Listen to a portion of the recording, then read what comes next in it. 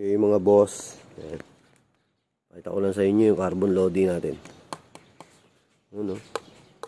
Legit carbon lodi para sa C1000. C1000 natin. Tapos tank bag, naglagay tayo. Pagkita mo lang yan, tanggal na siya. Then may tatlo lang siyang tornilyo to. So sa mga maglalagay ng tank bag C1000, ganito yung pinaka-bracket ng C1000.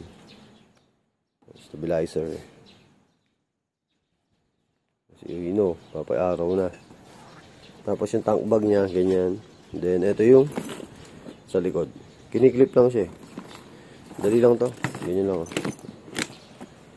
Op, diin lang. Ayan, okay na. Tapos pag tatanggalin nyo, ganun nyo lang to. Tanggal na agad. Tapos clip. Yun. Stig. Dagdag forma. Saka dito ko nilalagay yung mga papel, gloves, rehistro. Nandiyan lahat. Minsan cellphone. Kung ano yung kakasya dyan.